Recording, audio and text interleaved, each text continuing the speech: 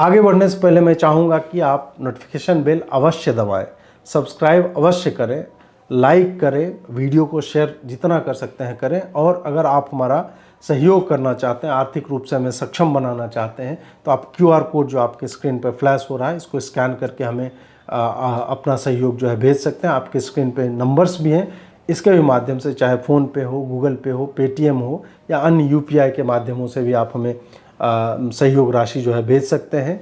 Paytm, Patreon इनके भी links दिए हुए हैं, इसके माध्यम से भी आप हमें सहयोग कर सकते हैं। आइए आरंभ करते हैं। नमस्कार दोस्तों, आज हम चर्चा करने जा रहे हैं नरेंद्र मोदी के आक्रामकता के बारे में। जो चुनावी सीज़न जो ही आ रहा है और मैं 2024 के चुनाव की बात कर रहा हूँ, किस तरह से अभी से ही भाजपा मोमेंटम गेन करना चाह रही है। चाहे मोदी का मथुरा जाना हो और वहाँ कॉरिडोर की बात जो है चर्चा होने लगी हो, उसके बाद फिर अभी एक फ़ोटो आप लोगों ने देखा हो, पूरा शेषनाग के अवतार टाइप का वो फ़ोटो खिंचा करके उन्होंने डाला है, तेजस पे उड़ रहे हैं। उसके बाद राजस्थान में हमने देखा कि अंतिम दौर जब चुनाव का चल रहा था कैंपेनिंग का, तो उसमें कन्हैया लाल को वापस लाया गया और कहा जा रहा है कि वोटिंग परसेंटेज जैसे जैसे बढ़ा है तो उसमें भाजपा की क्लीन स्वीप टाइप की होती हुई वहाँ पे भी दिख रही है।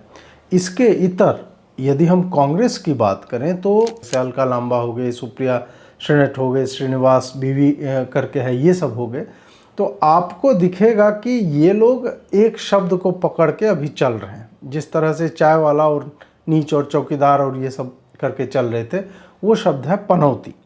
अब ये पनौती वाले में अभी हॉलीवुड का साइन टाइप का बना दिया। उसके बाद क्या कहते हैं, राहुल गांधी का स्पीच आप लोगों ने सुना ही होगा कि हम लोग भले तो जीत रहे थे और एक पनौती वहाँ पे गया और वो हो गया। प्रियंका गांधी ने भी बोला और उसके होते होते देखिए कि TMC की ममता बनर्जी ने भी उस शब्द का प्रयोग किया। हमें लगा कि ठीक है, वर्ल्ड कप चल रहा था और उस वक्त ये दब जाएगा 1-2 दिन के बाद, लेकिन नहीं, ये लोग लगातार अभी भी लगे हुए हैं। ये कुछ कुछ उठा लेंगे कि तेजस में ऐसे ऐसे हाथ किसको हिला रहा है तो काट करके क्लिप करके स्वयं भले उसके हैंडल से हो या ना हो, बाकी जो चाटुकार इनके चरण चुंबक हैं उनके थ्रू करवाएंगे। उसके बाद आप देखेंगे KBC टाइप का ये प्रश्न पूछते हैं कि इनमें से कौन, मोदी क्या है, झूठों का सरदार, और ये सब करके ये लोग कर रहे हैं। इनको लग रहा है कि इससे फ़ायदा हो रहा है, जबकि मेरा जो आकलन है, चाहे सोशल मीडिया को लेकर के हो या फिर जब हम घूमते टहलते हैं, अभी मैं जैसे कि बिहार में हूँ, तो जब हम यहाँ पर देखते हैं, लोगों से बात करते हैं या फिर और भी अन्य जगहों पे जाते हैं, वहाँ पे पता चलता है कि इससे केवल आपको ट्विटर पे जो आपका डेड हो चुका था रीच, वो रिवाइव हो सकता है। उसमें आपको रीट्वीट और ये, उसमें भी आप देखेंगे कि अधिकतर नॉन कांग्रेसी हैं जो कांग्रेस वालों को गरियाने के लिए उसको कोट ट्वीट करते हैं या रीट्वीट कर रहे हैं या कमेंट में गाली गलौज कर रहे हैं। तो ये वही है कि बदनाम हुए तो क्या नाम ना होगा, मतलब तू मुझे अपना बना या ना बना, तेरी खुशी तू ज़माने में मेरे नाम से बदनाम तो है। इस तरह का अप्रोच लेके कांग्रेस का सोशल मीडिया हैंडल चल रहा है। तो हो सकता है कि सोशल मीडिया पे आपको ट्रैक्शन मिल जाए, बट मोदी की छवि अभी इतनी विशाल और विराट हो चुकी है कि आप उस पर सब पनौती और हाथ किसको हिला रहा है, कितना कैमरा लेके चल रहा है, तो there are not many people who are going to buy into this kind of shitty stuff. याद कीजिए, चौकीदार चोर है तो मैं भी चौकीदार करके भाजपा वालों ने कर दिया, और चौकीदार कम्युनिटी से उसको भी फिर लोअर स्ट्राटा ऑफ सोसाइटी से उससे जोड़ करके बोल दिया कि बताइए हम लोग को चोर बोला जा रहा है। नीच बोला था मणिशंकर अय्यर ने संभवतः, फिर उसको चाय पिलाने के लिए हम जगह दे सकते हैं अगर वो कांग्रेस के अधिवेशनों में और ये सब में आए, तो ये सब कहा था। उसके बाद चाय पर चर्चा आ गई, नीच कहा तो मेरी जाति OBC का हूँ इसलिए मुझे नीच कहा जा रहा है, तो ये सब करके अब पनौती वही ट्रिगर वर्ड। कायदे से कांग्रेस को अभी भी संभल कर शांत हो जाना चाहिए इस शब्द पे, लेकिन जो ही हम जनवरी फरवरी में आएंगे, जब पीक करेगा ये कैंपेन, तब देखेगा इस शब्द की वापसी होगी और कहेगा कि आपके लिए जो विकास का काम कर रहा है उसको पनौती बोला जा रहा है। हाँ, मैं पनौती हूँ कांग्रेस के लिए, पनौती हूँ युवराज के लिए, पनौती हूँ मूर्खों के सरदार के लिए, इस तरह की शब्दावली का प्रयोग करके this is going to haunt them badly. अब ये दिखाता क्या है? ये दिखाता है मुद्दों का अभाव। जब आपके पास कुछ नहीं मिलता है, कुछ नहीं दिखता है, आप करप्शन पे नहीं घेर पाए, जहाँ पे घेर पाए ठीक है, आप देखें सत्ता में आए कर्नाटक में, उसके अलावा आपके पास अपनी कुछ चीज़ें हैं, हम गारंटी दे देंगे, ये फ्री कर देंगे, वो फ्री कर देंगे, ये करके है अपने प्रो में बोलने के लिए। लेकिन मोदी के अगेंस्ट में बोलोगे क्या तुम? मोदी के अगेंस्ट में बोलने के लिए इनके पास कुछ भी नहीं है। यही कारण है कि ये क्रॉप किया हुआ वीडियो दिखाते हैं, ये बता देंगे कि मोदी वहाँ देखने गया तो पनौती था, ये फर्जी का प्रचार करेंगे कि मोदी ने तो छपवा रखे थे पूरे गुजरात में पोस्टर वर्ल्ड कप हाथ में लिए हुए, और वो देखिए हार गई इंडियन टीम, तो अब जो है उन्हें इस तरह की चीज़ें लाना, हाथ क्यों हिला रहा है, ये सब करना, ये बताता है कि आपके पास मोदी को घेरने के लिए 2 टर्म के बाद भी आपके पास कोई विषय नहीं है। अब इनका एक दूसरा मुद्दा है, मतलब सबसे बड़े मुद्दों की मैं बात करूं, अडानी का। आपकी जेब में से पैसा, जब आप पेट्रोल खरीदते हो, जब आप शर्ट खरीदते हो, जब आप पैंट खरीदते हो, जब आप ढाबे में खाना खाते हो, आपकी जेब में से पैसा जा रहा है, सीधा ट्रांसफर हो रहा है अदानी की जेब। गरीब लोग पंखा चलाते हैं, ट्यूबलाइट चलाते हैं, तो याद रखिए जब आप बटन दबा रहे हो, जैसे ही आप बटन दबाते हो, ये जैसे मैंने अभी ये स्विच दबाया, वैसे अदानी जी के जेब में पैसा जाता है। बिजली का बिल अदानी जी को जाता है। शर्ट खरीदो जीएसटी, जितनी जीएसटी आप देते हो उतनी जीएसटी अदानी देता है।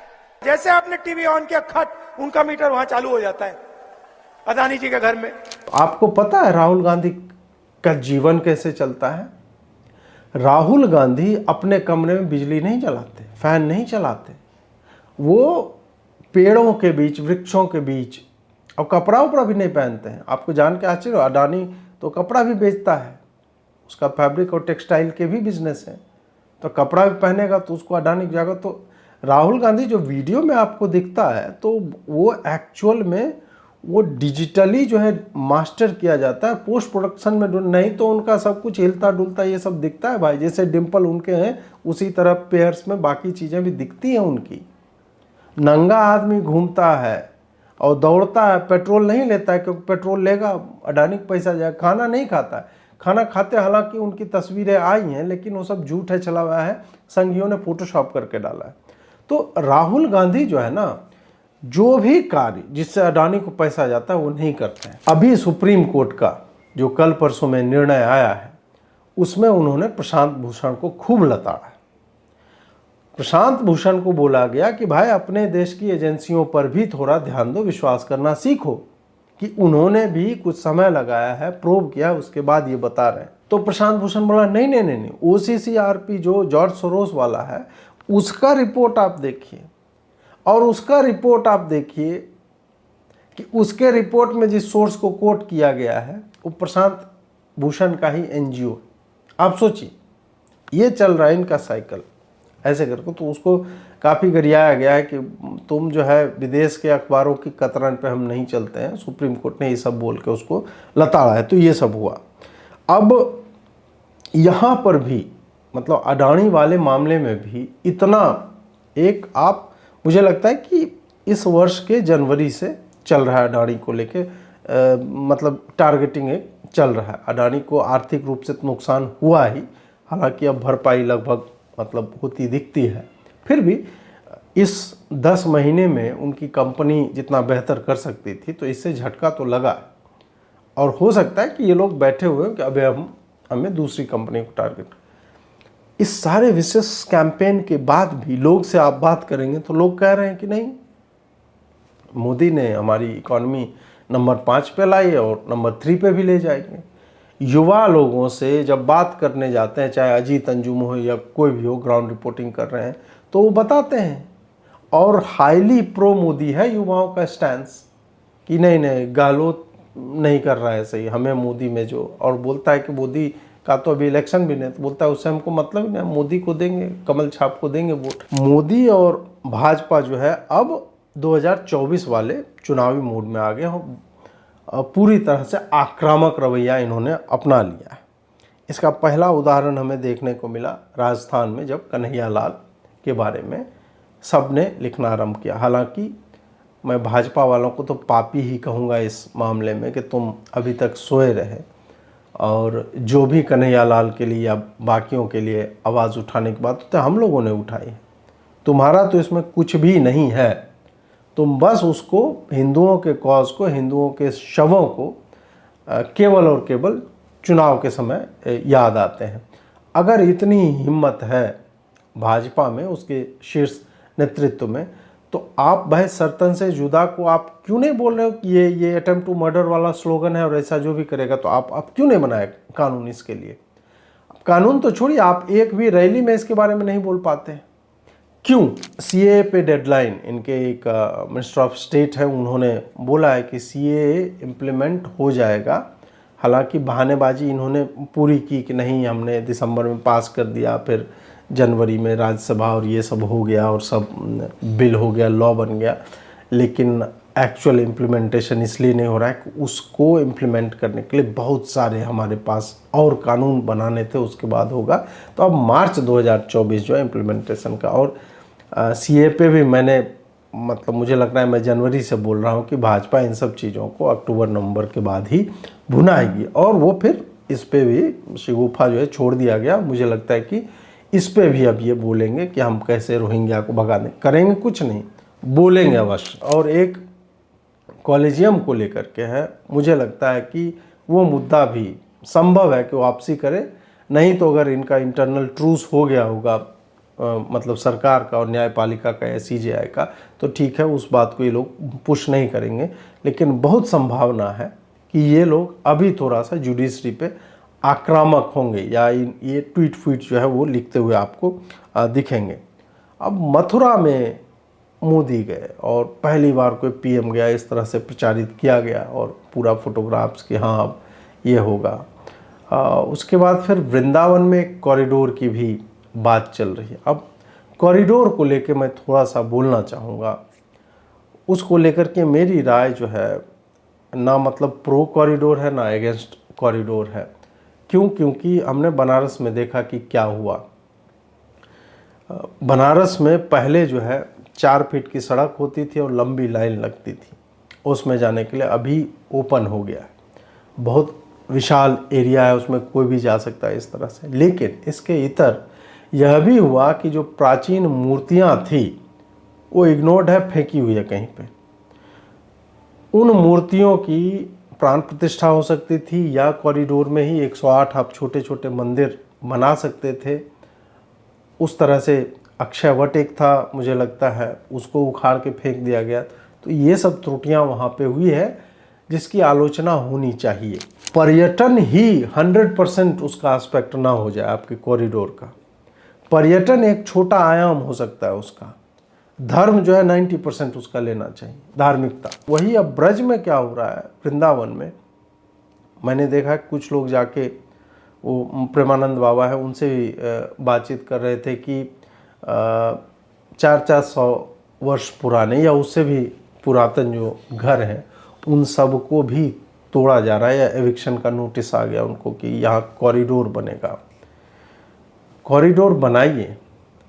जो अनाधिकृत हैं, जो सरकारी ज़मीन कब्जा किए हुए हैं लोग, पंडा हैं या जो भी है, जैसे बनारस में था तो आपने किया, उनको हटाया या फिर उनको पैसे दे के आपने हटाया, वो वहाँ तक मुझे समझ में आता है।